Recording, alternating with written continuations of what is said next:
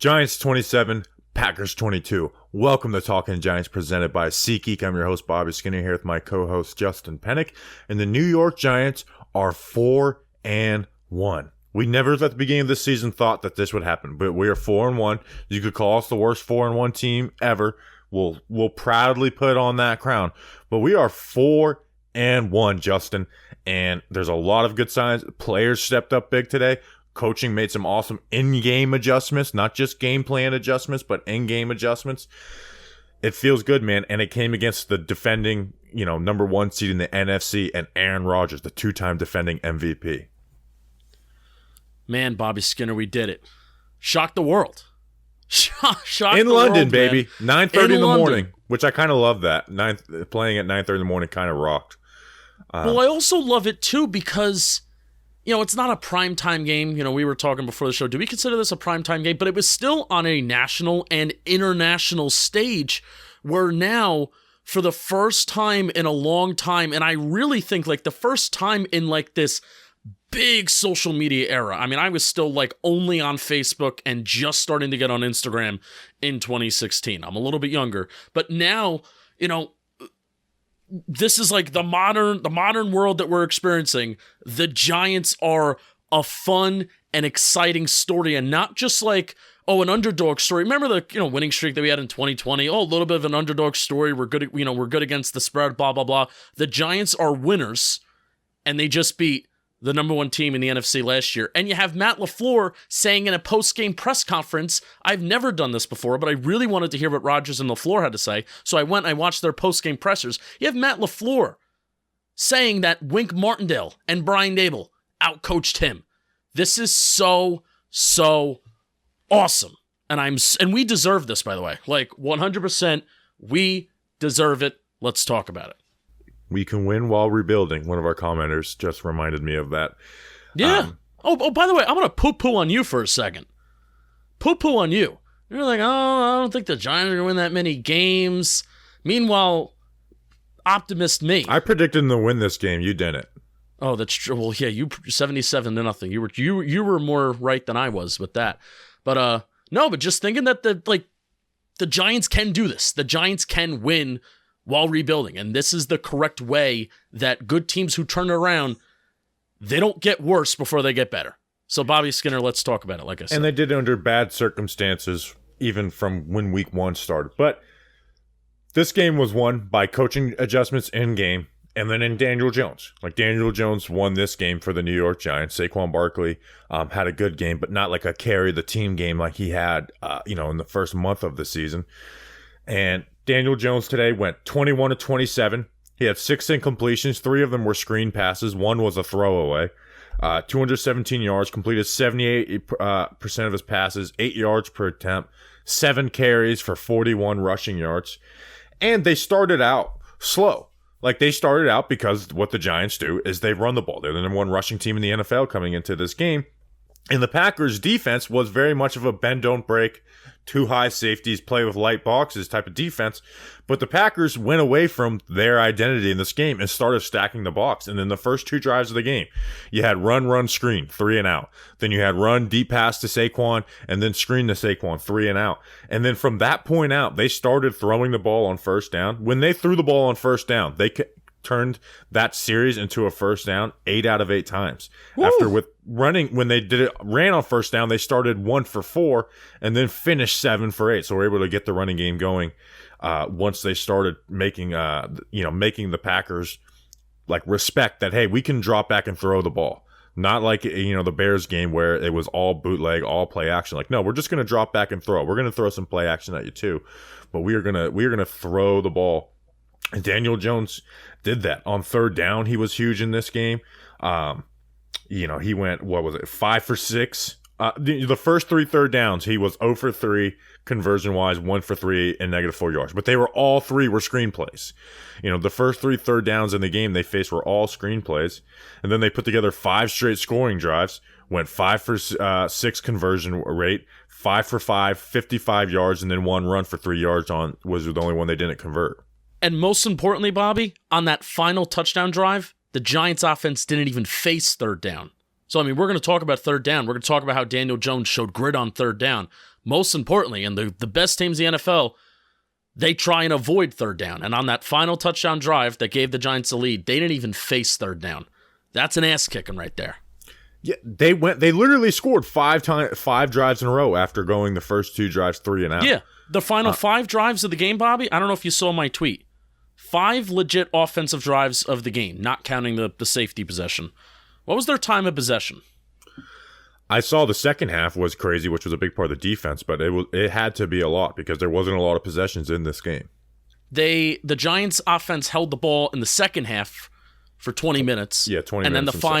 And then the final 5 drives of the game, they held it for 28 minutes and 4 seconds, and it resulted in 27 points. I'm not usually like this time of possession. A team needs to do that to be successful. You know I like the big plays. But the fact that they've won the last 2 weeks doing this, and this, I mean, you want to talk about a disciplined team.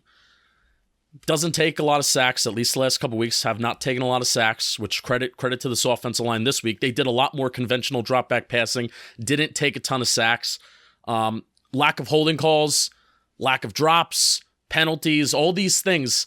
That's when you can have these 10, 11, 12 play drives consistently when you have a disciplined team and when you have everybody that's operating on the same schedule. So I don't know how much they can sustain these insanely long drives, but they've done it the past couple weeks, and especially against the Packers, it worked for an entire half plus. Yeah, and in those 5 scoring drives, Daniel Jones went 20 of 24, so 83% of his passes, 9.6 yards per attempt. And the Saquon goes down, right? Okay, that's not good. We need to go 91 yards to score. 91 yards to score and tie the game. Huge possession. We stopped the Packers for 1 possession in the second half. We need to score right here. Well, you need 91 yards. What did Daniel Jones do? He put 80 of the 91 yards on the board. 25 yards rushing, 7 of 8 passing for 55 yards. And all of this with a bloody hand, by the way, too. His hand is bleeding all over the place where he's, John Feliciano looks like he's having that time of month because, his hand is so bloody. Just gritty performance, getting it to guys like Marcus Johnson, David Sills. Did you yell out audibly on that third and 3 from when they were rolling to his right 10? And did you yell out audibly like David Sills turn around?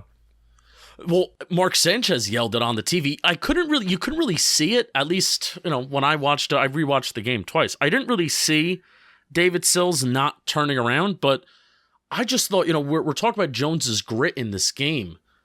It was also a combination of, I think this is the most comfortable that he's looked as well. So he showed patience in the offense. He showed a mastery of the offense as well, where it's David Sills, a no-name wide receiver, Marcus Johnson, a no-name wide receiver. I find it to be funny that Marcus Johnson is second on the team in receptions right now out of all the receivers that were active for this game, which is funny, behind Darius Slayton.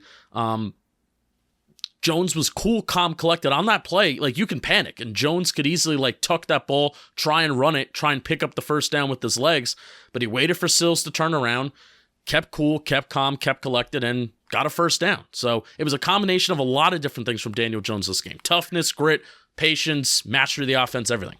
Well, you watch the last 3 games, after the first 2 games, even though Daniel Jones' stats weren't horrible, it's he just doesn't look comfortable. He's missing open guys.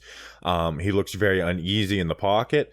These last 3 games, even with pressure, this game the pressure wasn't abounding, but the 2 games before that, it definitely was. He's just looked way more confident in the offense, so he's growing in the offense. And that's something we said after those first 2 games. It's hey, you got wins, so now start stacking up some good performances, and he has done that. We don't need to have a big picture Daniel Jones conversation on this podcast, but he's done his job the last 3 weeks of the season. And he did it. I mean, he did more than his job today. I mean, he nearly had a perfect day. I also thought the velocity on his throws too. I don't know if you noticed that. This is where the comfort thing comes with, at least in my opinion. The velocity on some of these throws too, like Richie James over the middle of the field on a 3rd and 12. It's I haven't seen a Daniel Jones ball fly out of his hands like that, at least in a very, very long time. So that's how it happens when you have some time in the pocket and you can set your feet, and see things develop. Even we'll talk about Darius Slayton, but there was some darts thrown to him. Mm-hmm. So just really happy for the Giants, but it was good to see a game where it's like the Giants won, and it was because of Daniel Jones. Like there's a lot of other players who played well, coaching did well, but good on Mike Kafka and the Giants offense for seeing that, hey, this can't be a run first down, run second down type of game. Like the Packers actually did adjust it. They have some good players on their front, unlike the Bears. Where the Bears didn't really have a lot of guys on their front that can stop their run well. The Packers do, but they just choose not to with the way they played.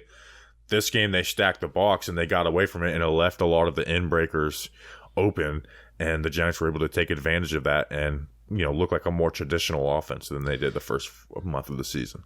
Yeah, I kind of think Saquon going down when he did was kind of a blessing in disguise for this Giants offense. And this is not a knock on Saquon because he came back in the game and he had a huge 41-yard catch. So Saquon had 81 yards on 2 of his touches today, and this is from Dan Duggan. 25 yards on his other 14 touches. Because I really think when Saquon went out, it forced the Giants out of that mindset of we can't just rely on Saquon. We can't be throwing screens on third and longs, and we need to rely on Darius Slayton, David Sills, Marcus Johnson, and also credit to those guys too. I think Darius Slayton more than the other 2 receivers, but Marcus Johnson and David Sills made their own individual plays. I know Marcus Johnson took what was a 2nd and long, and he made it a 3rd and manageable. And David Sills, there was like a toe tapping play on the sideline where he made a down and to go situation a little bit more manageable. I liked Marcus Johnson. He had 3 catches for like the Jones when he rolled out. He was the crosser on that. He had that catch that converted in first. That was like right after Daniel Jones' hand was all bloody. And he's got some speed. Like I'm on the Marcus Johnson over David Sills train right now, because Marcus Johnson at least has some speed and can be a threat to a defense with his athletic ability. But you mentioned Mike Kafka, and I want to get on that note for a hot sec. The Jones to Saquon Barkley play, the 41-yard pass play, was 21 personnel. 21. You had Matt Breida in the backfield, Saquon Barkley flanked out wide. I guess you would consider him to be in the slot. Marcus Johnson and Darius Slayton as the 2 outside wide receivers. Bobby, I want to get your thoughts on this.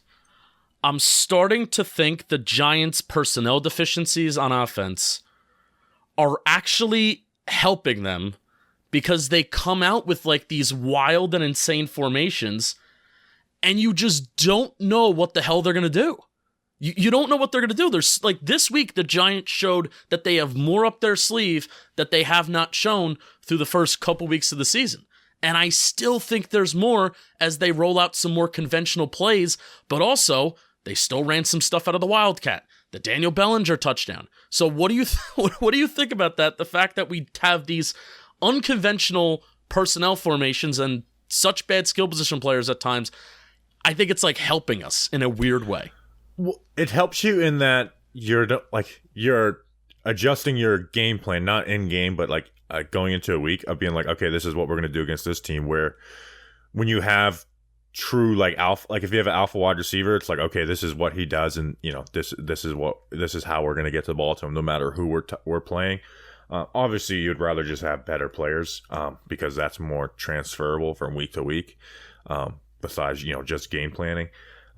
But no, they've done the best that they can. Like the Giants are going to be a top half of the league offense scoring wise tomorrow when all the stats compile for all the other teams, and they have to be. And that's why, so last week versus the Bears, people are like, oh, we went 3 tight ends because we don't have any good wide receivers and the O-line sucks. That's partly true. But a big part of it was because of what the Bears do, where the Bears stack the box. So it's like, okay, we still want to run the ball, so we're going to make you stack the box, but now we're going to make you stack it with guys who aren't great playing the run. And by putting all these 3 tight ends, we're going to have advantages blocking, where our tight ends are going to be better blockers than your corners or your, one of your safeties is playing gaps correctly and then leading the play. And they're aggressive, so we're going to do the play action boot off of that. That's not going to work when you're in 3 wide receiver sets. So it's just, I think they're very good at. And this is something I loved about Mike Kafka. I was listening to him talk about this about a year ago on the Run Vass option podcast. And he's like, one of his main jobs in Kansas City was to go watch the other team's film and find a weakness that they can exploit and like, put in place to do that. And that's something I like. Like, they're not afraid to like spam a good play. They did it against Chicago when that's there. Yeah. Like you said, they did that versus Chicago. You mentioned that they're going to be a top half of the league in scoring offense. I mean, and I want to check what they are in the second half. I mean, they have to be top 10, top 5 scoring offense in the second half. Have to be. Yeah, because they were so bad in the first half, the first few weeks of the season. Why do you think that is? Like, we're getting to a point where it's like a thing with the Giants. Why do you think that is with this Giants team right now? I don't know. I really don't know. I'd like to make up something and sound smart, but I don't know the answer on that. I like this game. It was because they wanted to run the ball, and the Packers did a good job adjusting to what they want to do well. But sometimes it's just bad play. Yeah. So like the Titans game, it was just bad play. Like guys were just playing bad. So I want to talk about Darius Slayton though. 6 catches for 79 yards on 7 targets. By the way, the one that wasn't incomplete was Daniel Jones' like really only bad play of the game, which would have been 20. Like he should have had 7 catches for over 100 yards in this game. This is why I was all throughout training camp.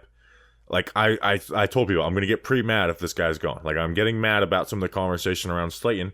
Luckily, they were able to work it out and make him take the pay cut. But even if he wasn't willing to take the pay cut, it would have been a bad decision to cut this guy because you don't give up on talent. And that's what Darius Slayton, he's a proven talent in the NFL. Is he perfect? Absolutely not. Is he one of the better wide receivers in the NFL? Absolutely not. But he's got talent. And for a team that's devoid of talent, and we talked about having all the injury issues on the Giants wide receiver room, and guess what? Galladay, out. Tony, out. Shep, out. Wandale out. So we talk about if 2 of those guys go down, it's good to have Slayton. Well, guess what? We had 4 of them go down, and they're finally forced to play Darius Slayton, and he puts out the best receiving output of anybody this season. No wide receiver, no tight end, no running back had put up better. The only one that was close was Sterling Shepard week 1, and that was all off of 166-yard pass. So I think going forward, even when Kenny Galladay comes back, and even when if Tony gets back, like you've put him in that wide receiver 1 role. Doesn't mean he's going to be the best wide receiver on the team if Tony's back and healthy, which again, don't bank on it. But put him in that role. His speed is respected. And we saw it last week where he beat guys deep. And then this week, because that speed is respected, he's a known player in the NFL. Well, guess what? Teams don't want to get beat. They don't want to get stacked deep. So they had all these, like all of Darius Slayton's plays were in breaking routes on these crossers or slants, and then you had the one drag route on the mesh concept on 3rd down. So I was very happy with him. He had that 3rd and 9 catch on the slant where he was short and essentially broke 2 tackles on that play. Yeah. And put it forward. So that's why you don't give up on Darius Slayton. And that's why when we had conversations earlier in the season, it's like you can talk about all the work that this guy puts in or whatever. Slayton was a better option than guys that were playing. And Marcus Johnson might even be a better option than some guys that were playing early in the season. Like talent is really king at the end of the day. And Darius Slayton's not a guy who's lazy either. He's not like some bad apple. So I think he just should be in that. Again, do I want Darius Slayton in the wide receiver 1 role? No. Coming out away from 2020, it's like this is not a great role. But he also put up 750 yards that year. He also put 750 yards the year before. So I was very happy with his performance, as was everybody. And it's kind of vindication on like bang on the table. It's like, why is this guy not playing? Yeah, and we're not shocked. Like, I'm not shocked about this. Like, I kind of... Absolutely not. I kind of knew that when the Giants were going to dedicate themselves to a little bit more drop-back passing and knowing the other personnel that they have at wide receiver, that Darius Slayton was going to be relied upon. And Daniel Jones and Darius Slayton have a decent connection where they do find each other. I mean, Daniel Jones and... Is Darius Slayton the only wide receiver that's left from Daniel Jones' rookie year? Yes. Right? Yeah, I think he's the only player besides Saquon left on the offense. Yeah, so I'm not shocked. And what was fun, I mean, check out Darius Slayton's next-gen sprite chart too, if you want to have some fun there too. Usually you see Darius Slayton just kind of, everything's very vertical. Everything's very vertical down the field, deep down the field. But today it was horizontal. And it was through those crossers, those drag routes, slants, etc. And what was fun, and I've criticized Darius Slayton about this, is that the yards after catch, if you look at his next-gen sprite chart, you see a lot of green. Green means that's the yards after catch that Darius Slayton is getting after he catches the ball, which is very, very good. And Darius Slayton has usually been one of the worst wide receivers in the NFL in yards after catch. So that was a very pleasant surprise of Darius Slayton's day. And even if Kenny Golladay comes back from whatever knee injury he has, Darius Slayton should be getting the majority of the reps over Kenny Golladay unless they view Kenny Golladay as a better blocking wide receiver. Yeah, Slayton should play over Golladay. We just needed someone behind.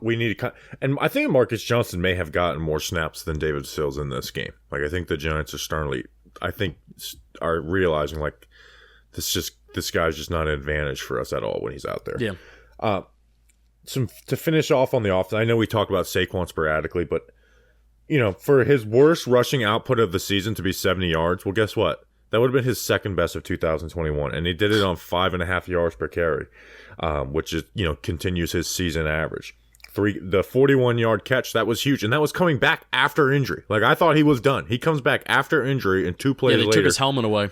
Puts a 41-yard pass, puts an insane juke on some poor Packers defender. And now we're in scoring range. We're in scoring range quickly. After this week, he's second in the NFL in rushing to Nick Chubb. He's first in scrimmage yards. He's again. I know I don't want to beat a dead horse with this, but like it's pretty awesome that Saquon's second worst output or his worst output of the season. It would be his second best of 2021, where he got some tough yards. Then he popped the big play on the Wildcat. He had the touchdown after, getting out on the edge out of the Wildcat. And then, obviously, the 41-yard catch was his biggest play of the day. I want to give 2 running backs a shout-out, too. It was Matt Breida, who was, like, the lead blocker on that big Saquon run on the Wildcat. And then it was Gary That was Brightwell. a good block, too. And then it was Gary Brightwell, who was the lead blocker out of the Wildcat on the Saquon Barkley touchdown. So, I mean, that formation and those plays are working, and they're doing different things out of it. So that's why, usually when you see the Wildcat where it's like, well, this is an automatic, the Giants are not throwing the ball here. And one of the worst things that you can do in the National Football League is I kind of hate Wildcat, but the Giants are good at it. I mean, one of the worst things you can do in the NFL is just being predictable, and a defense or an opposing team just knows what you are about to do or what you're about to run. But even though the Giants have basically said, actually, this is not true. Let's talk about that Daniel Bellinger touchdown. Even though the Giants have basically said, we are not throwing out of this formation, almost every single time that they have been in the Wildcat, unless it's just a very conventional, we're going to try and get 3-4 yards here, they've done something different out of it, and it's been extremely fun. And I even love, like Matt Breida being on this team, I love. They're not using him too much, but they're also using him sparingly enough that when he is in the open field, it's like, whoa, Matt Breida is kind of fast. I want to talk about the Daniel Bellinger touchdown, and I want to get your thoughts on that and how wild and insane that play was. Well, here's my first thought of this was one, like, hell yeah, we scored. My second thought was, how many times did we put Evan Ingram on a reverse and it was a negative play, and then we get this, traditional Y tight end and he has a reverse touchdown? I don't know. He's as athletic as Travis Kelce, so I don't know what you're talking about. Yes, I saw our guy Mark Reynolds respond like RAS score coming in handy here. Bobby. He could have thrown that. Like, the plan, I guess, was to, well, not I guess, Brian Dable said it. The plan was to throw that, but it was covered, so he rushed it in for a touchdown. Bellinger does his job, man. He had the block and release catch. He had another nice catch on, I think it was third down. They're a check down over the middle of the field. Yeah. Yeah, just a traditional route, which we haven't seen much out of him. And again, he can block. And I said it last week, that's why this is why we were Caden Smith fans. And not because we're like, oh, Caden Smith is some great tight end. It's like, I just value blocking so much as a tight end. Like, to me, unless you are Travis Kelce or, Kyle Pitts, and even Kyle Pitts is having issues, blocking is kind of a prerequisite for me now as a tight end, because I can't deal with the negative part of your game. The positive has to outweigh the negative. So with Bellinger, there's The negative of his game is he's not like some athletic threat to, kill you up the seams or split out wide and beat you vertical. But it's like how many times are the guys that are good at that doing that anyways? You see the flash moments here and there. So that's what I just want a traditional Y inline tight end, and that's what Bellinger has been. And he got his second touchdown of the year this week. But the plays that he's needed to be athletic on, which was, I think, today, on that little reverse, whatever you want to call it, and then the Carolina touchdown where he had to beat his guy to the pine line, he did it.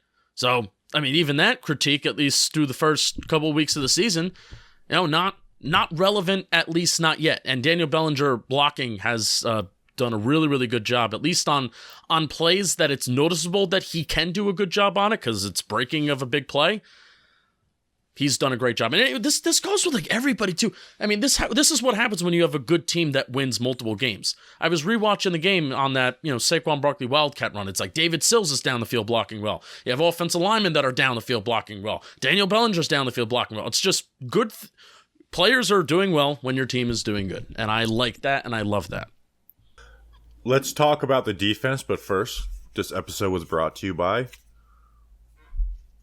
Ridge Wallet. Wow, the Ridge Wallet. Look at it. I can put my finger in it. How about that? And it doesn't hurt. But it's airtight, baby. It holds up to 12 cards plus room for cash. And if you're a guy like me, I have thousands of dollars just in my wallet at all times of cash. So I need that room for the cash. When I cash my, greater than $500,000 salary paycheck every other week, I got to have, at least a few $1,000s of cash in my pocket. Anyways, before relax on the bragging, Bobby. There's over 30 colors and styles, including carbon fiber and burnt titanium. I like the carbon fiber. The wallets have over 50,000 5-star reviews. It'd be a shame if you left us a review so we could get close to that, but we'll still never get close to 50,000 reviews. That's how good this thing is. It's better reviewed than Talking Giants. The durable material means each wallet comes with a lifetime warranty, baby. That's way after Justin's dead. The Ridge team is so confident that you'll like it that they'll let you test drive it for 45 days. You can send it back for a full refund if you don't love it. That's too good to be true, but guess what? It is true. Check out the link in the description and use code JOHNBOY for 10% off. You'll be glad you did. All right, let's talk about the defense. I know we spent a ton on offense in this game, but the defense was pretty impressive, especially in the second half. But I also pitched a shutout. Yeah, pitched a shutout in the second. So the first half of this game, Aaron Rodgers is doing what he's been doing all this year. Quick game, getting into the run game, having semi-success in the run game. In the first half, on plays that had 10 or less air or 9 or less air yards, he was 16 of 20, 88 yards and 2 touchdowns. Was just taking, whenever there was cushion, he's throwing the flat route, throw a bubble route, just getting into the quick game. The 10-plus yard passes, 2 for 4 for 59 yards. So when he did throw it past 10 yards, he converted. And, the big one was that Randall Cobb one on the first drive of the game. The second half, total, he went 7 of 15 for 75 yards and a sack. On passes of 10-plus yards, he went 4 and 12 in the entire game, 20-plus 0 for 6. So, in the second half, they forced 8 of his 15 passes to be over 10-plus yards, where in the first half, 20 of 24 were less than 10. So, they adjusted, and they adjusted without Adoree Jackson on the field. They had Fabian Moreau left the game towards the end of the game, and Wink started playing the cornerbacks up more, which forced Aaron Rodgers to not be able to live off of that quick game. And guess what? Their receivers aren't very good, so they weren't able to separate, or, there was some pressure. Yep.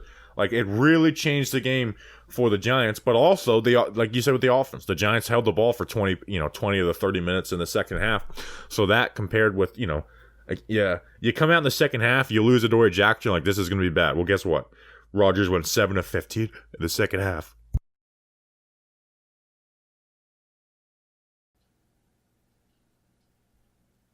I wanted the camera to get him sneezing. That's why I didn't say anything. Say something. Leave that in, Julian. So, continue, Bobby? No, with Wink Martindale, just started pressing. Even though we didn't have good cornerbacks, we started pressing the cornerbacks up and taking away those free release RPOs, the little flat routes. and then giving safety help over the top. Like, you got beat on a couple plays, but overall, you were able to, try and force Aaron Rodgers to push the ball downfield, which is what he has not done well this season. And again, 0 for 6 on throws at 20-plus air yards. 10-plus went 4 or 12. So just good, and then forcing him into that. Also, on 3rd and 4th down, Wink went into those cover zero looks, which led to pass deflections. And so when the wide receivers were aligned a little wider, that's when he'd press them up. When they were aligned tight, he wouldn't press them up as much, but you'd have the outside linebackers, the edge players, would jam up that inside wide receiver and ruin their release, and it allows the corner to play with outside leverage because the outside linebackers jamming up the inside release. So just some really, like I said in the beginning of the show, like in-game adjustments. That was a huge one for the Giants. I love being on the other end of looking at a team saying, why didn't they do more of this? Aaron Jones got 6 carries in the second half. He had 13 total. A.J. Dillon got 2 carries in the second half. He had 6 total on the game. Matt LaFleur's explanation as to why they didn't run the ball towards the second half, he was like, well, you have a choice when a team is stacking the box like that, which, Bobby, this is at least Matt LaFleur said that the Giants were stacking the box in the second half. So, you tell me if you agree with that or disagree with that, but you have a choice. When a team's stacking the box, you can either run into that box or you can try and take advantage of them not putting as many secondary players back there. They tried to take advantage of us not putting as many secondary players back there, and they lost. They fucked around, and they found out. Yeah, I don't know why they didn't get it, because now, at the same time, we didn't allow a rush over 11 yards in the entire game. So even though the run defense wasn't great, they stopped them from getting those big plays in it. And then they were still down, but they were up by 2 scores, though. That's the thing in the NFL, is that if you're up by a couple scores, like, run the ball. Like, that's at least my mentality with it. Yeah, it's kind of wild that they didn't. Especially when you have 2 good backs and you can so that's a bad excuse for Matt LaFleur, because what they're running, they got away from what they didn't do, like some of that misdirections. Like, how coming into this game, I was talking about how exotic their run game is. Yeah, they didn't do any of that. They didn't do any of that, which is that's what helps you against stacked boxes, because now you're occupying linebackers and you're making them think. So they didn't really stress the linebackers, and their offensive line kind of had their way with Tay Crowder a little bit. Jalen Smith looked like the better linebacker today. Yeah. So I don't know why they didn't do it, but I'm glad they didn't. And again, Aaron Rodgers completed less than 50% of his passes in the second half. That's really good job. And that's Wink Martindale did this without Adoree Jackson, without Azeez Ojulari, without Leonard Williams, without Aaron Robinson, without Fabian Moreau for a drive. Our corners on that last drive of the game. Nick McLeod, waiver claim from the Bills after 53-man cutdown. Justin Lane, waiver claim from the Steelers after cutdown day. And then Darnay Holmes, who was getting taken care of on the sideline. Anyways. How do we feel about that? We could talk about that at the end. It's just kind of what are we doing here? It's getting rubbed off. But again, you see that, and so that's what in years past, you're like, oh, here we go, we're about to get destroyed, and it's just no. And that last drive of the game, even though they were giving up yards and it was kind of a bend don't break mentality, I don't know about you, and maybe this is because we're winning, I had a confidence, they're going to get yards, but they are not putting this ball in the end zone. I had just had a confidence about that. And then if they did score, I was like, I hope they go for 2, because we'll stop them from getting 2. It's just this Wink Martindale defense. I think it's at some point they're going to force you into some negative plays, and that 3rd and 4th down where they ended up stopping them, 3rd and 2 and 4th and 2, cover zero looks. You got 2 deflected passes. Those cover zero looks, Aaron Rodgers wants to get the ball out quick, so you create free rushers, and we talked about it coming into this game. Their wide receivers aren't good. I know our corners aren't good, but we got to be able to trust them to be able to press man these guys, because you're not going to win if you don't do that, and we saw that in the first half, and we were able to get those free rushers. Rodgers had to think for just a second, and we had 2 batted passes to end the game and send the Giants to 4-1. Pressure breaks pipes. Yeah, I don't know why Rodgers threw to the right side when they were stacking. When Wink Martindale was obviously, I thought it was an obvious cover zero look on that 4th down, and Xavier McKinney called on my Giant factor. Didn't get an interception. This Giants defense still doesn't have an interception, but still. I'm going to take credit on my Giant factor. Who was your Giant factor? Jalen Smith. Oh, all right. So we had some good Giant factors. And Danny's was Daniel Bellinger. All right. So 3 for 3 on Giant factors. Good for us. But, what's funny? Rodgers was talking in the postgame presser. I love that I'm bringing this up. I should do this every week. But Rodgers was talking in his postgame presser about maybe I could have thrown to Randall Cobb in the slot on that final play. And they jammed him up with the outside linebacker. But Cobb was running a little bit of a fade, or at least I don't want to call it a fade, Bobby. What is it? A corner route to the end zone. Yeah, I got to go rewatch it. I'm not recalling. You got to look at the tape. I think he was running a corner route to the end to the back corner of the end zone. And it's funny how Rodgers in the first half attempted that same throw to Cobb, but missed him. So I do think that is a better percentage chance of what works. Man coverage, man-to-man against Darnay Holmes and Randall Cobb and Aaron Rodgers having a connection. I think that is definitely a lot more likely to work than Xavier McKinney getting his hands up on a cover zero blitz and then Rodgers tries to throw to that side where the Giants have just stacked so many defenders to that right side. But I mean, credit to Wink Martindale, credit to this Giants defense for kind of getting it done and fooling Aaron Rodgers, which all throughout this week, and this is credit to Research Rick too, who clipped up this part from Rodgers where he was talking before the week about, we're talking how meticulous Aaron Rodgers is. And you're not going to fool Aaron Rodgers. You're not going to make Aaron Rodgers do anything that he doesn't want to do. Aaron Rodgers is so meticulous about everything. Well, meticulous Aaron Rodgers lost this game. Well, and I'm looking at that last play of the game now, and you had you had 3 wide receivers and then 3 corners. You had 8 people lined up just in a line on the line of scrimmage, which cover zero look. I don't care what quarterback you are. That's intimidating. And so you got to make the right decision. So he could have had the outside wide receiver on the left. I wouldn't have thrown it to Cobb, but the slanting wide receiver. But when you see that, you think like, okay, they're not going to send everybody. So what they're going to do is they're going to drop out somebody to the side that there's a second wide receiver, and then so like I don't hate him for that decision, but the Giants literally sent everybody. Like, so something that I've talked about in these podcasts is that we're not really seeing a lot of cover zero. We're seeing cover zero pre-snap looks, but they drop guys back. Well, teams see that, and they know they're not going to send it.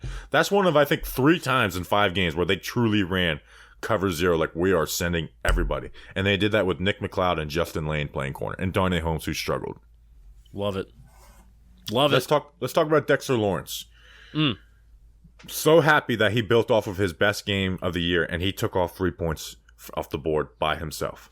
That 3rd and 8 sack took them out of field goal range. He had 5 tackles, a sack, a tackle for a loss. Again, like I repeat from last week, where I'm interested to see what his QB hits and pressure numbers were for this game total. There probably won't be super high because Aaron Rodgers got the ball out so quick in the first half. But the first 3 games, I was like, this guy's the best pass rusher on the team. Like, he's dominating right now in the run and the pass, and now the stats are coming together, where Dexter Lawrence is going to be a household name by the end of the year if he continues to play like this. He's not going to, he's jumped up a level. This was kind of the jump we wanted from him in year 3 that we thought was a reasonable ask. Well, we're seeing it in year 4 for Dexter Lawrence. He had a combined 5 tackles, 1 QB hit, 1 sack. Pressures are a TBD until that comes out. I thought that sack for a loss too, and a tackle for loss. I thought that sack that he had, I thought that was that's when the tide started to turn in the Giants' favor. So that was a game-changing kind of sack where the Packers are driving, and that sacks are drive killers, and that's what Dexter Lawrence did. And also credit to Kayvon Thibodeau too, who I think forced Aaron Rodgers. Forced him to step up in the pocket there, and that's where Dexter Lawrence was able to get that sack and capitalize off it. Well, Kayvon's game today is one of those examples of like why you don't just judge stuff on just sacks. Like, sacks are very important, they matter, but you don't want to judge a player solely on that. Like, he played well today. Like, he should have got called for holding a few times, but like you said, it forced Rodgers to not be able to escape. Like, did Rodgers escape out of the pocket in this game, which he's known to do? No, like, not at all. No. Like, the only time he was able to make a play like outside of the structure of the offense was that play to Randall Cobb, and that was up first drive. That was up into the pocket. like I'm very excited to go and like break down Kayvon's game individually and see what he did, because he was applying pressure. He had some good outside in moves, and he's working his power. He's gonna, he's still got a ways to go, but you saw a game where it came together for Kayvon a little bit. Yeah, I mean, I feel like we expect the speed out of Kayvon Thibodeau, but we saw the power today. Thought we really saw the power. I thought his get off. I think he looked a lot more comfortable.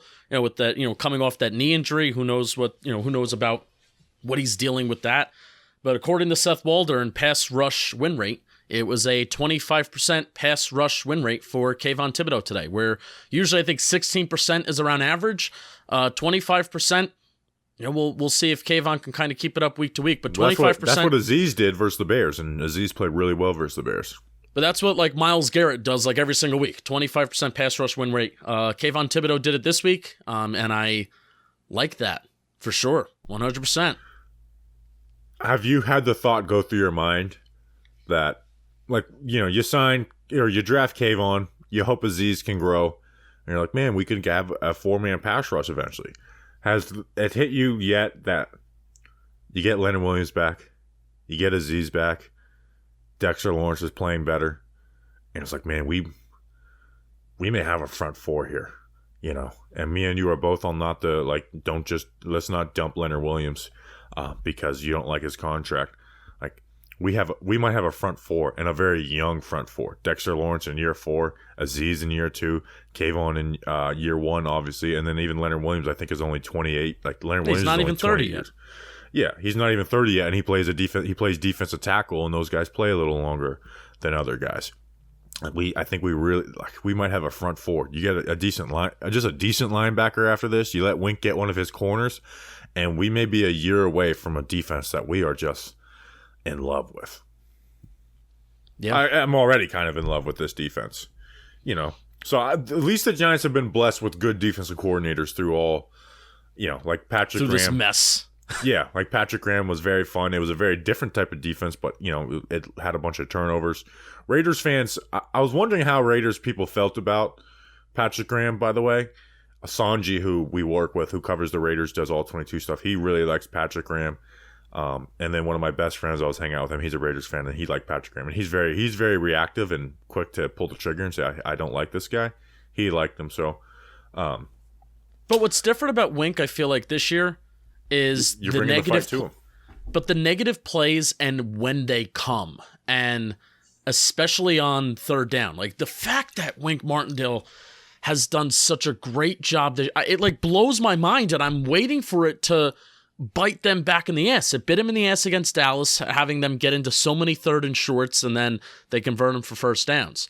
But it just hasn't happened yet. And if there was a quarterback where it was going to happen, I thought it was going to be Aaron Rodgers, where, just getting into these third downs, third and manageables, and if you can't consistently get turnovers, and if you can't consistently get sacks, which this Giants defense still, for how, quote unquote, aggressive Wink Martindale is, and I put it in quotes because I feel like Wink Martindale hasn't even been that super ultra aggressive that he wants to be. It's given crazy. The affront of aggressiveness more than he's actually been aggressive. Right. It's still crazy impressive just what he is doing and what this Giants defense is doing.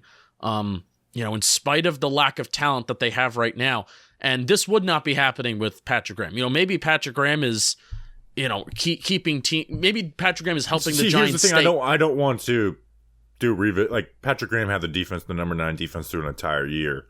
Against, had some really good games against some good offenses. No, but that 2020 personnel was better than, was it better than 20? No, it was not better than 2021. No Blake. That's really the only difference. Adore being there compared to... That's what I'm saying. I would rather have Adore there than Dalvin, and I like Dalvin. I don't know. But I just still don't think this is happening. Even though like the points per game wasn't great last year, like they were playing with a whole... Like, remember how many first halves like were amazing? It's just like they can't hold the entire Right, I don't want to do revision. Like Patrick Graham was an awesome defensive coordinator, and I think he's on his way to being a few years from now being known as one of the best defensive coordinators in the NFL.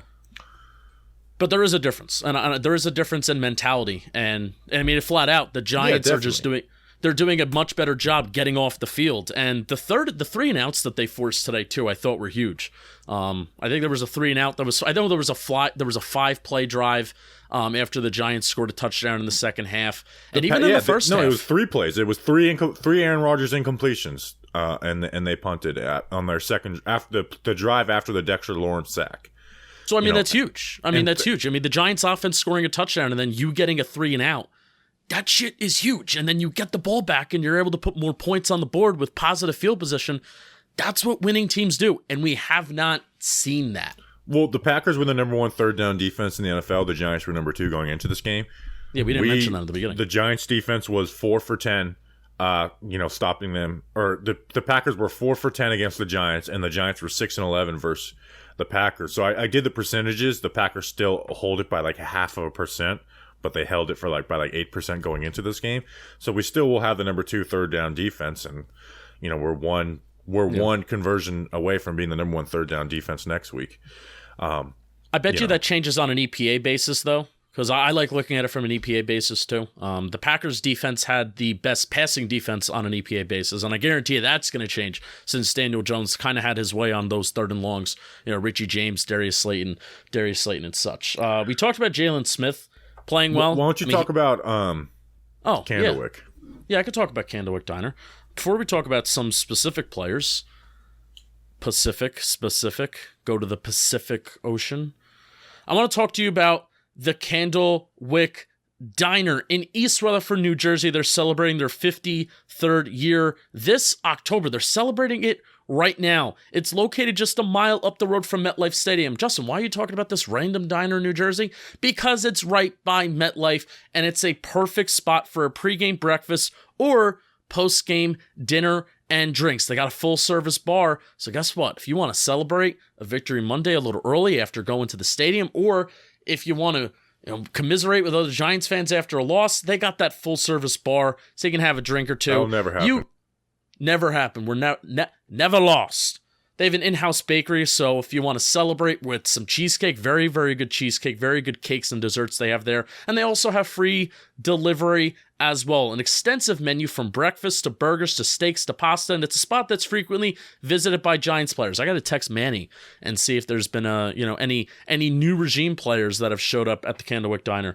Check out the Candlewick Diner in East Rutherford, New Jersey for all your diner favorites. Thank you to Candlewick for being so awesome. They'll be tailgating the game, they'll be catering the game for the tailgate that Bobby will be up in December against the Commanders. You'll be glad you did. You'll be glad you did.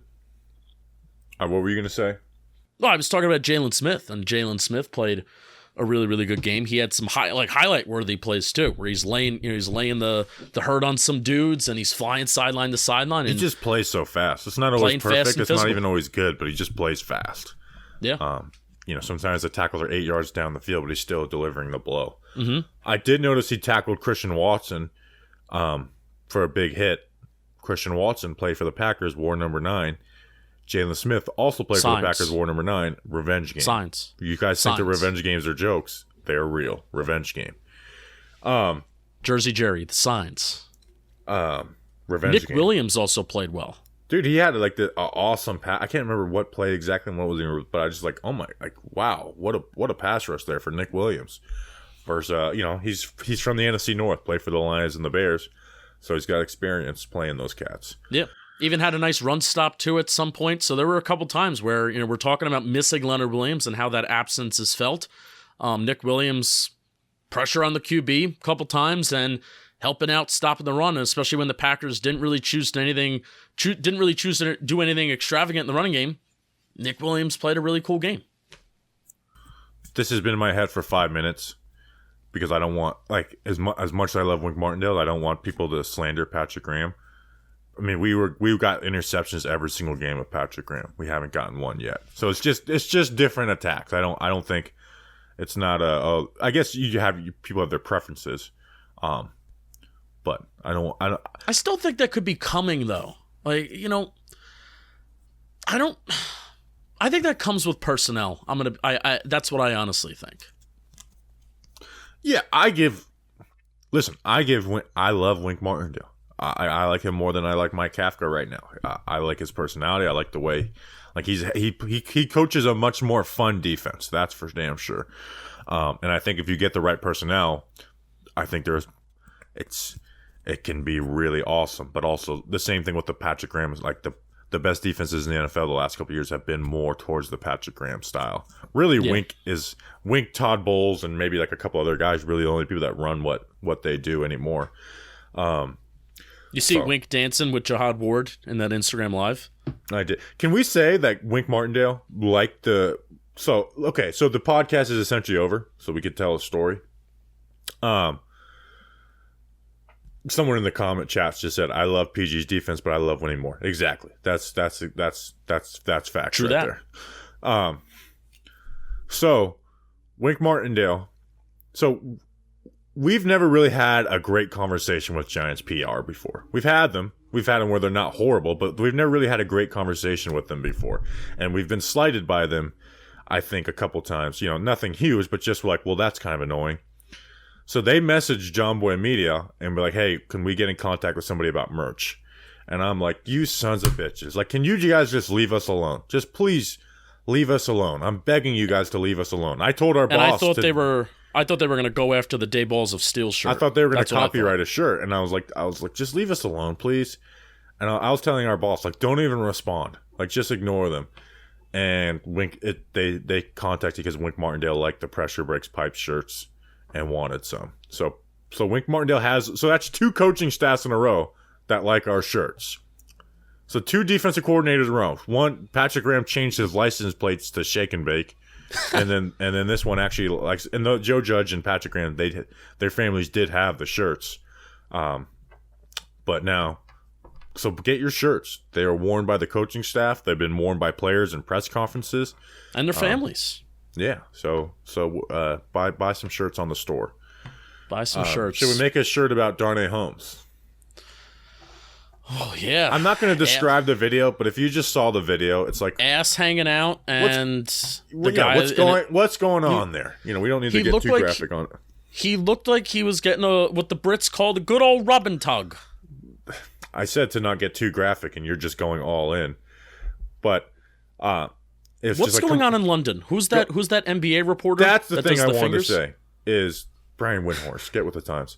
Brian Windhorst. What's going on in London? The London experience looked like an amazing time. Yes. Like I had so much FOMO this weekend, being like, this looks like an awesome time, and I'm so pissed Mr. Roddy off Piper that we couldn't get out there.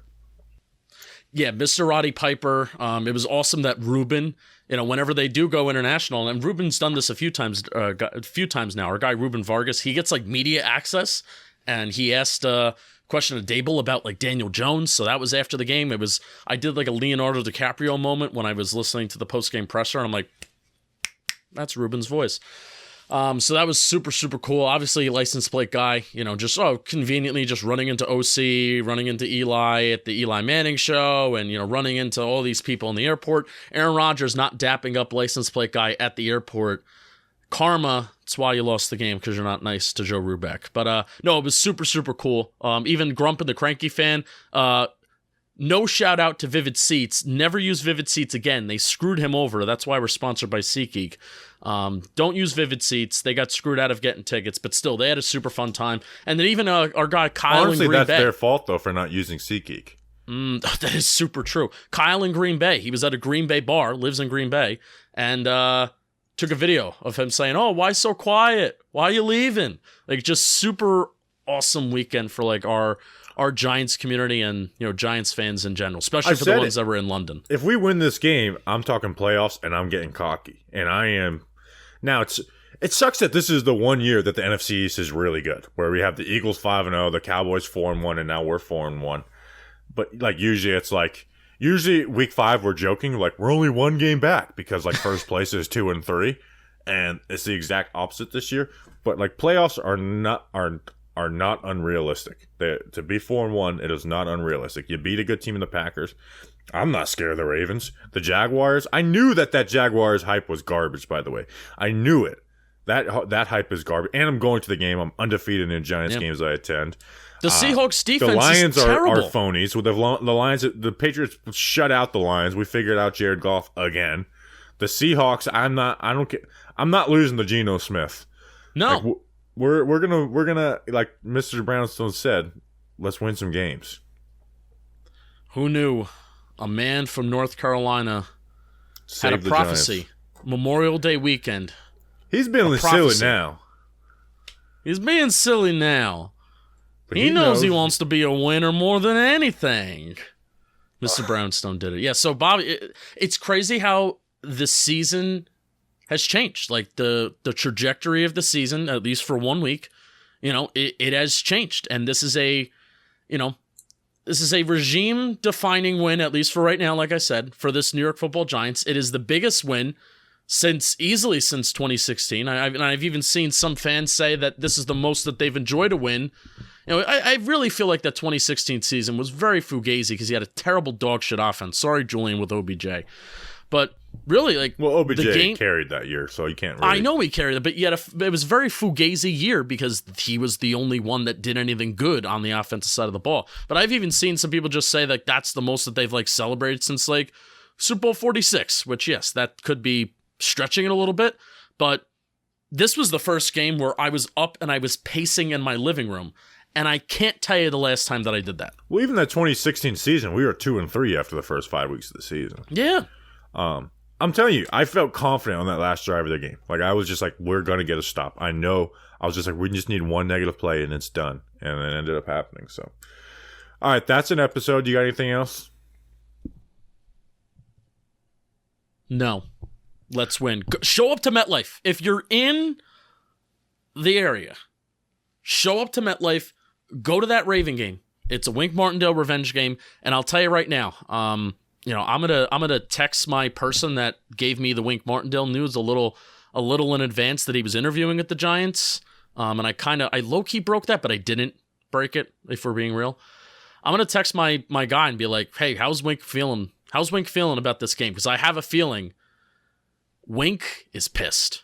Wink is pissed that the Ravens let him go. He did not want to be he was basically fired. He was fired from the Ravens. He did not want to leave there unless he was going to get a head coaching job. He wanted to stay somewhat close to the East Coast area, so he came to the Giants in a good situation. He is pissed that they let him go. Show up to the game on Sunday. Revenge be game. loud. Come hang out in L16. Let's win some more games. It's like when we played the Cowboys. It's like all of a sudden our offense would look good, because Jason Garrett put in more time and focus that week. We're gonna beat the Ravens. All right, we appreciate you guys. We'll be back on Wednesday for a mailbag. We'll have the film review, O-line report, all that good stuff. We appreciate you. Let's win some games. We'll see you on Wednesday. Until then, let's go Big Blue.